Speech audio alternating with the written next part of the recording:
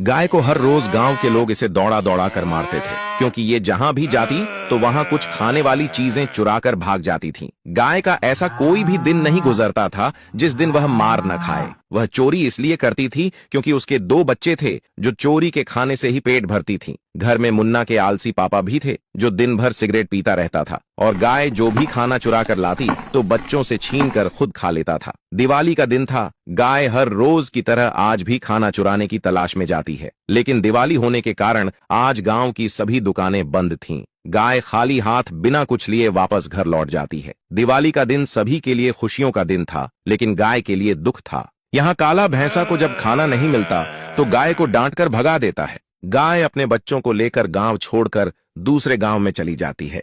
तभी उसने देखा कि अगले साल दिवाली पर एक मुकाबला प्रतियोगिता रखा गया है, और उस मुकाबले में जो विजेता बनेगा उसे 1 करोड़ का इनाम दिया जाएगा। गाय मुन्ना का शरीर बनाने के लिए भीख मांगकर कुछ पैसा इकट्ठा करती है और ढेर सारे अलग अलग ताकतवर फल लाकर बच्चे को खिलाती है। उसके बाद 1 साल तक लगातार कसरत करने के बाद शरीर मजबूत बन गया। अगला साल आया और दिवाली के दिन गाय अपने मुन्ना को लेकर मुकाबले के लिए गई। रेड बुल पहले से वहां पहुंच गया था और जोर जोर से मुन्ना को ललकार रहा था। तभी मुन्ना सीना ताने साल भर की गर्मी निकालने के लिए पहुंच जाता है। समय होते ही मुकाबला शुरू हो जाता है और जोरदार फाइट करता है। तभी मुन्ना ने रेड बुल को तितली की तरह आसमान में उठाया और पटक दिया। मुन्ना ने रेड बुल को हराकर दुनिया का सबसे बड़ा विजेता बन गया। मुन्ना 1 करोड़ का इनाम जीतकर अपना और अपनी माँ का गरीबी दूर कर दिया। गांव वाले जब मुन्ना के पापा को सब बात बताते हैं तो वह बहुत पछताने लगता है और भैंस गाय के गांव में जाकर गाय से हाथ जोड़कर माफी मांगने लगता है। मुन्ना बोला, अब ये फैसला लाइक, सब्सक्राइब और कमेंट करके किया जाएगा। जो लोग चाहते हैं कि उसे माफ कर दिया जाए वो लाइक करके कमेंट में यस लिखें,